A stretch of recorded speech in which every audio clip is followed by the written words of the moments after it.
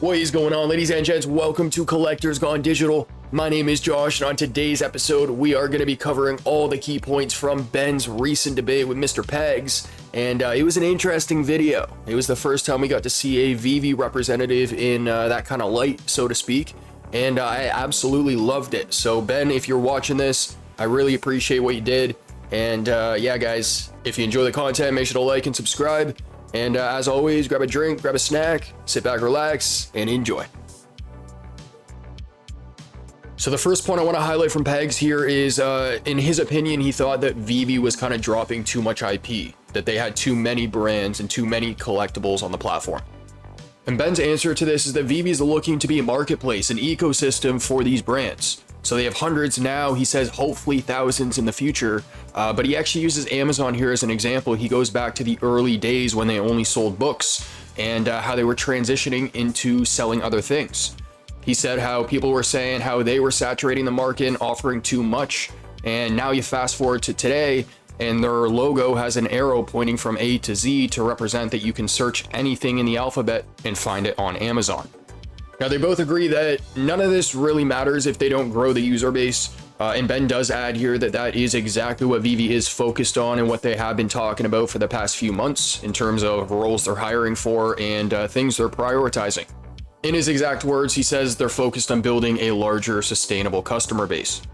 He also added that the whole industry experienced growth in user numbers back in 2021 that they don't experience now. Now, in terms of Peg's response to this, he pretty much talks about actions over words here and how a business can talk about steps to grow, but then they actually have to do it. He says it all comes down to money, budgets, and advertising, and then he pretty much implies that a company should be plastered everywhere. He brings up billboards, bus ads, and even the Super Bowl commercial, and at this point I'm thinking, how old are you guys? So first off, the majority of companies who run ads during the Super Bowl have the budget to run ads during the Super Bowl. And that's something that Ben said. But to add on to that point, they also have the brand recognition. So it's completely different for a company who has the recognition to run a 30-second, or not even, a 6 or 9-second ad during the Super Bowl for millions of dollars than it is for a company who's trying to generate the awareness. It takes multiple times for someone to see something before they end up buying. Not always, there's exceptions to the rule, but for the most part, somebody needs to see something 3, 7, 20, 100 times before they go, okay, you know what? I'm gonna check this out. It looks interesting.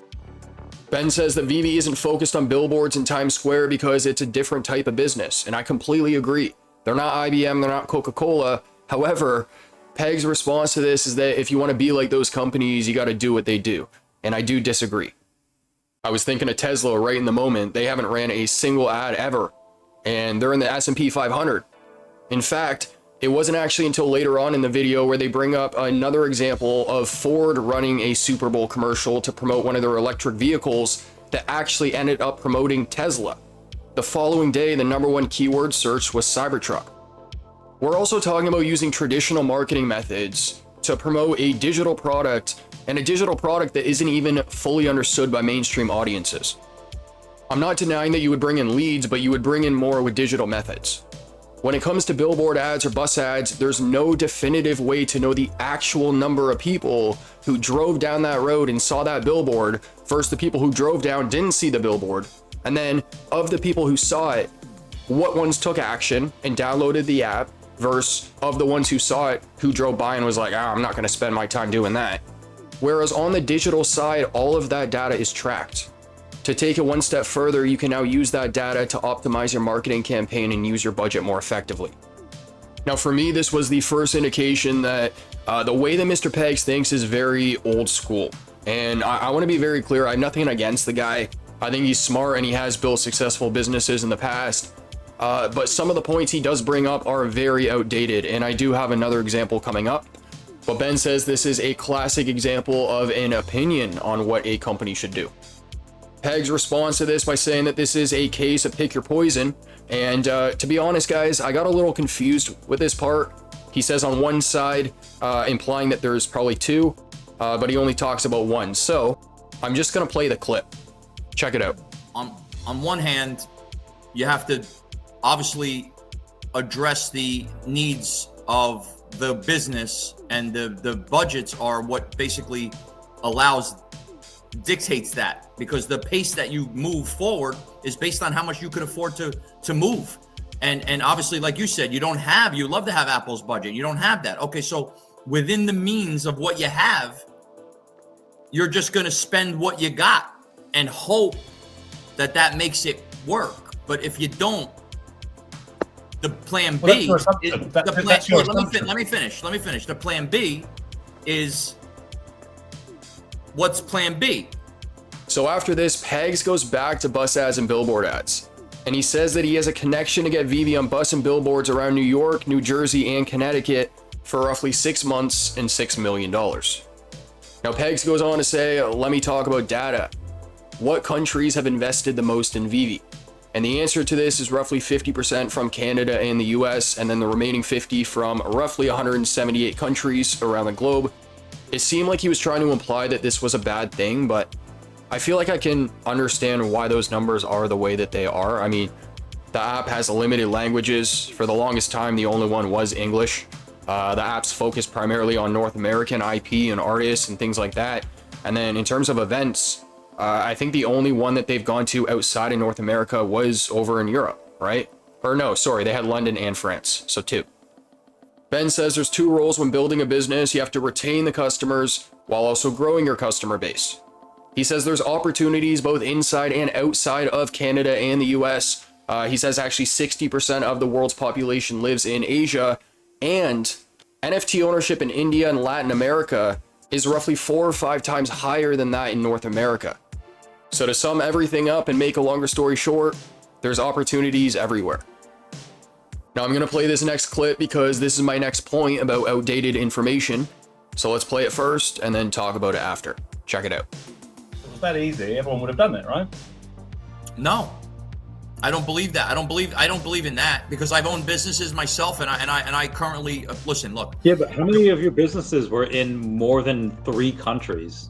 I feel a lot of your businesses. But you see, business, when you go to business school doesn't you don't learn for business in this country and business in that country. You get a master's degree in one college, you learn about business, and you go out there. It doesn't matter. It's supposed to be a general education, so it doesn't matter where you're located. Okay, that's the first thing. We set that straight. The second thing is, when it comes down to customer satisfaction and customer retention, that's a commonality that goes across any business, right? So where are you at? Where are you at in the sense of customer satisfaction and customer retention? Are you losing or are you gaining? And if so, what's the data based on the last 6 months in comparison to the previous 6 months? And where is that direction going? See, these are just questions based on the regular simple data, because that'll dictate whether or not you got to make changes in those areas. If you are talking about customer satisfaction and you're talking about customer retention, for me, increasing the customer base comes from new eyes and new ears. And those are senses. Well, those senses have to be triggered by something that we see or hear, and that's based on advertising. So it all comes down to that. When you're looking at it from a standpoint of just simple advertising. That's all. So Pegs talks about his business degree and how it's general education. And I gotta be honest, guys, this was the cherry on top of the sundae for me. Let me put it this way. I went to school for business and I completed 2 years of my 4-year degree. But if I spent 2 more years and I completed my graduation, what I learned year 1, not everything, but some of it, would have already been obsolete by the time I graduated. Now, the reason he brought up this point about general education around his degree was because Randy had brought up the fact that none of his companies had been in more than 3 countries or something like that. And so he felt that, because he had this master's degree in business from years ago, that's the reason why what he's saying applies. But if you're referencing old business practices from an old degree like they're up to date, I'm sorry, you're disconnected. Now, at this point in the interview, Ben actually cuts Pegs off because he wanted to correct him. Peg speaks with such conviction that you would almost believe that anything he said was a fact. Ben points this out, and he pretty much says that him coming on the show and stating his opinion as if they are fact just isn't right. Now, the last few highlights here have to do with development in the VeVeverse. They start talking about dev teams, and LK Franklin, who was formerly known as Omi the Clown and a former employee of 𝗕𝗵𝗵, he said the dev team was not great, so I left quickly. What is the dev state now? The new app has lots of issues and is even less accessible. Randy followed this by saying that people he talks to are also thinking that VeVe's team is third world. And then asked if there's any Americans in charge of the dev teams, which I gotta be honest is a very odd question. Ben's answer to this is as expected, that they hire people based off their skill and expertise. It has nothing to do with location. And in a point I want to add to that too is that is like one of the main benefits of running a remote company is being able to cast a wider net.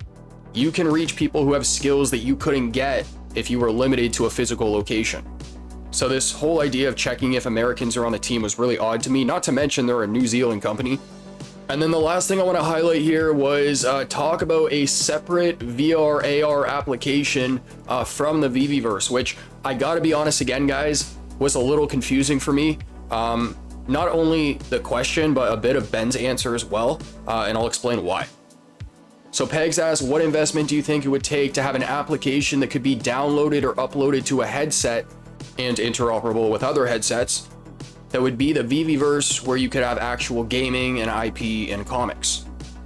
Now I'm thinking to myself, that sounds like the VeVeverse. Maybe not like first-person shooters like trivia nights and stuff like that for gaming, but Ben says that to get ready and compatible, it's not huge money, under a couple million, and he knew that actually because he had talking to companies about it, but he says the upkeep is not there, and so it's not a priority for them at the moment. Now, this confuses me because we've seen videos of people like Foster with a headset on looking at a demo. So I'm now wondering what that demo was, and if it was the VeVeverse, was it something like where the VeVeverse got paused on development and then, you know, the VR part of it just got put on the back burner? How do we go from in real life demos with headsets on to a point where we're almost talking like that never happened?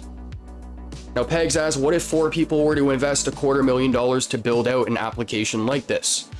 Again, I don't really understand this topic much at all, but Ben was talking about how it's, you know, a little under a couple million to make it compatible with the headset, but I do not think that includes the full development of the game itself. So it's more than just a couple million. And I say just because if we talk about platforms like Fortnite, we're talking hundreds of millions of dollars. Going back to the point that they started this entire debate on, Ben says that VeVe right now is focused on growing users, and the majority of users are not using VR. We've seen this with Apple's latest development with their VR headset. They've already cut more than half their, I think, VR department. Ladies and gents, that is going to conclude today's episode. I hope you enjoyed. As always, a link to the full debate will be in the description.